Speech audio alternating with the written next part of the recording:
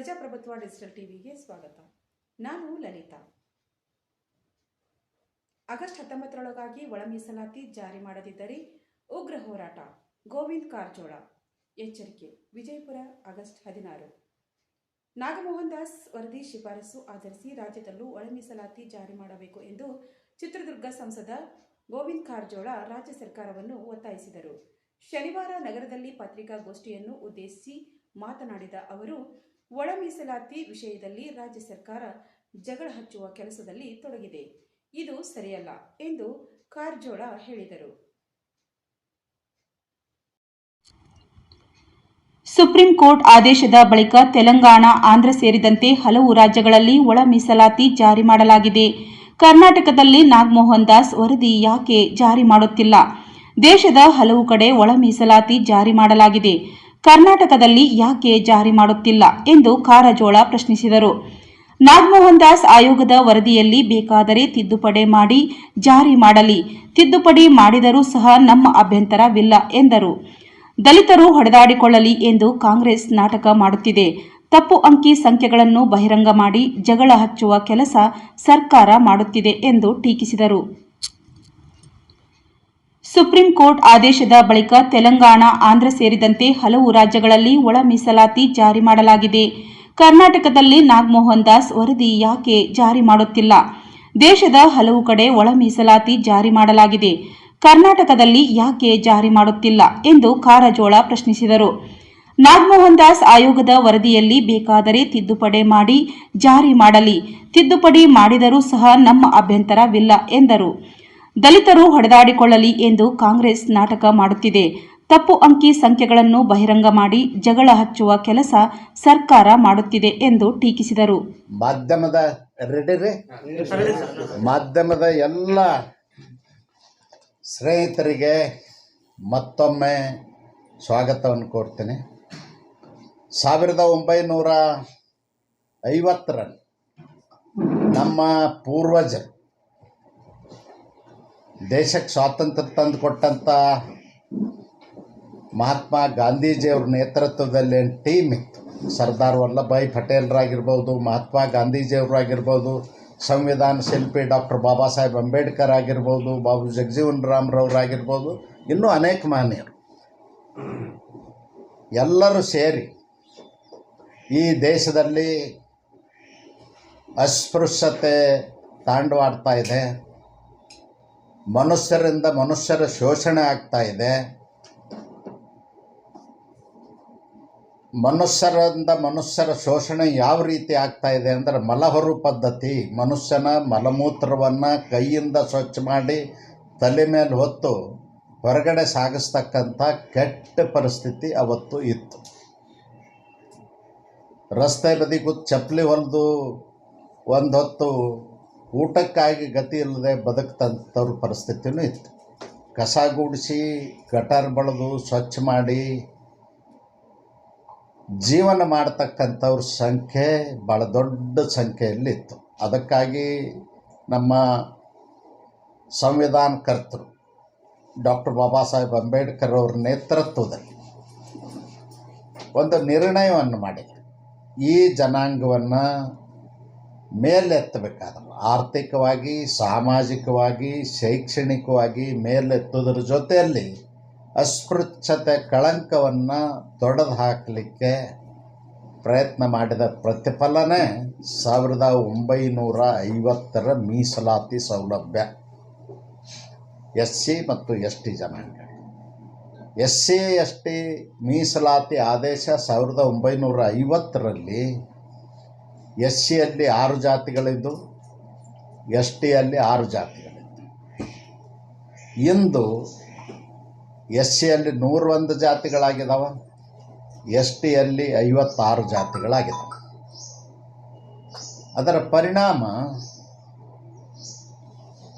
ಯಾರು ತುಳಿತಕ್ಕೊಳಗಾದವರಿದ್ದರು ಅವ್ರಿಗೆ ಉಳಿದವ್ರ ಜೊತೆಯಲ್ಲಿ ಪೈಪೋಟಿ ಮಾಡಲಿಕ್ಕೆ ಸಾಧ್ಯ ಆಗಲಿಲ್ಲ.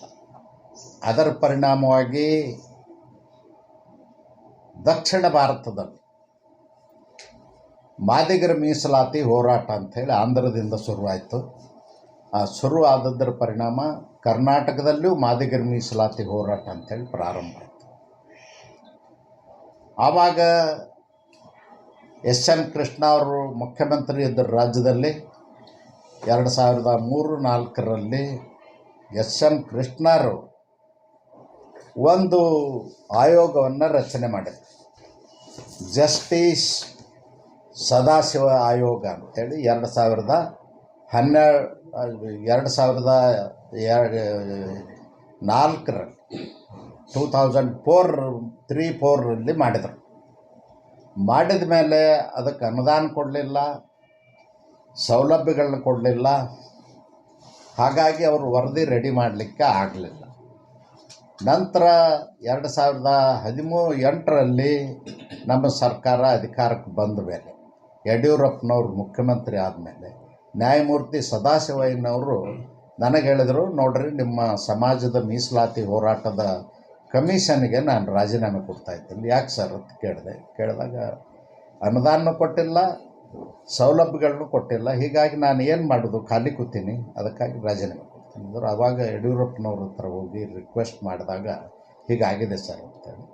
ಎಷ್ಟು ಬೇಕಂತ ದುಡ್ಡು ಅಂತ, 15 ಕೋಟಿ ಬೇಕಂತ ಇಡೀ ರಾಜ್ಯದಲ್ಲಿ ಸರ್ವೆ ಮಾಡಲಿಕ್ಕೆ. ಆಯಿತು, 13 ಕೋಟಿ ಈಗಲೇ ರಿಲೀಸ್ ಮಾಡಿರಿ ಅಂಥೇಳಿ ಫೈನಾನ್ಸ್ ಸೆಕ್ರೆಟರಿ ಕರೆದು 13 ಕೋಟಿ ರೂಪಾಯಿ ರಿಲೀಸ್ ಮಾಡಿಸಿದ್ದರ ಪರಿಣಾಮ ಸದಾಶಿವಯ್ಯನವರು ಇಡೀ ರಾಜ್ಯದ 29,000 ಹಳ್ಳಿಗಳಿಗೂ ಸರ್ವೆ ಮಾಡಿಸಿ ತಂದು ವರದಿಯನ್ನು 2012ರಲ್ಲಿ ಕೊಟ್ಟರು. ಕೊಟ್ಟ ಮೇಲೆ ಆ ವರದಿಯನ್ನು ಎಕ್ಸೆಪ್ಟ್ ಮಾಡಲಿಕ್ಕೆ ನಮಗಾಗಲಿಲ್ಲ. ನಾನು ಮಂತ್ರಿ ಇದ್ದೆ, ಯಡಿಯೂರಪ್ಪನವರೇ ಮುಖ್ಯಮಂತ್ರಿ. ಯಾಕೆ ಆಗಲಿಲ್ಲ ಅಂದರೆ ನಮಗೆ ಬಹುಮತನೇ ಇರಲಿಲ್ಲ.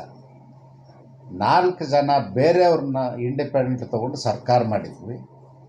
ಅದರಿಂದ ನಮಗೆ ಎಕ್ಸೆಪ್ಟ್ ಮಾಡಲಿಕ್ಕೆ ಆಗಲಿಲ್ಲ. ಅವ್ರು ಹೇಳಿದ್ರು, ನೀವು ಎಕ್ಸೆಪ್ಟ್ ಮಾಡಿದ್ರೆ ನಾವು ರಾಜೀನಾಮೆ ಕೊಡ್ತೀವಿ, ಕ್ಯಾಬಿನೆಟ್ ಮೀಟಿಂಗೇ ಆಗೋದಿಲ್ಲ, ಸರ್ಕಾರ ಬಿದ್ದು ಹೋಗ್ತದೆ. ಅದಕ್ಕೆ ಆಯಿತು ಬೇಡ ಅಂಥೇಳಿ, ಯಾವುದೇ ಒಂದು ಸರ್ಕಾರ ಕಳ್ಕೊಳ್ಳಿಕ್ಕೆ ಒಂದು ರಾಜಕೀಯ ಪಕ್ಷ ತಯಾರಾಗೋದಿಲ್ಲ, ಅದಕ್ಕಾಗಿ ಬೇಡ ಅಂಥೇಳಿ. ಅದಾದಮೇಲೆ ಹಾಗೆ ಪೆಂಡಿಂಗ್ ಉಳಿತು. ಪೆಂಡಿಂಗ್ ಉಳಿದ ಮೇಲೆ 2013 ಚುನಾವಣೆ ಬಂತು. ಕಾಂಗ್ರೆಸ್ನವ್ರು ಹೇಳಿದ್ರು, BJP ಅವರು ಒಳ ಮೀಸಲಾತಿ ಕೊಟ್ಟಿಲ್ಲ, ನಾವು ಕೊಡ್ತೀವಿ. 2013 ಪ್ರಣಾಳಿಕೆ ಒಳಗೆ ಹಾಕಿದ್ರು. ಇದೇ ಖರ್ಗೆ ಅವರು, ಇದೇ ಪರಮೇಶ್ವರ, ಇದೇ ಮಹದೇವಪ್ಪ, ಇದೇ ಸಿದ್ದರಾಮಯ್ಯನವರು ಎಲ್ಲರೂ ಇದ್ದರು. ಮೀಸಲಾತಿ ಕೊಡ್ತೀವಿ ಅಂಥೇಳಿ ಆಲ್ ಇಂಡಿಯಾ ಅಧ್ಯಕ್ಷರನ್ನ ಹಿಡ್ಕೊಂಡು ಅವತ್ತಿನ ಕಾಲದಲ್ಲಿ ಮಾಡಿದರು. 5 ವರ್ಷ ಸಿದ್ದರಾಮಯ್ಯನವರು ಮುಖ್ಯಮಂತ್ರಿ ಇದ್ದರು. 13-18 ಏನೂ ಮಾಡಲಿಲ್ಲ, ಬರೀ ಜಗಳ ಹಚ್ಚೋ ಕೆಲಸ ಮಾಡಿದರು. ಅನ್ಆಫೀಷಿಯಲಿ ಅಂಕಿ ಸಂಖ್ಯೆ ಅದನ್ನು ಡಿಸ್ಕ್ಲೋಸ್ ಮಾಡೋದು, ಬಿಡುಗಡೆ ಮಾಡೋದು, ಜಾತಿಗಳ ಮಧ್ಯೆ ವೈಷಮ್ಯ ಹುಟ್ಟಿಸುವಂಥ ಕೆಲಸ ಮಾಡಿದ್ರು. ನಾನು ಹೆಚ್ಚು ನೀನು ಕಡಿಮೆ, ನೀನು ಹೆಚ್ಚು ನಾನು ಕಡಿಮೆ ಅಂತ ಮಾಡಲಿಲ್ಲ. ಮಾಡಲಾರ್ದಂಗೆ ಆದಮೇಲೆ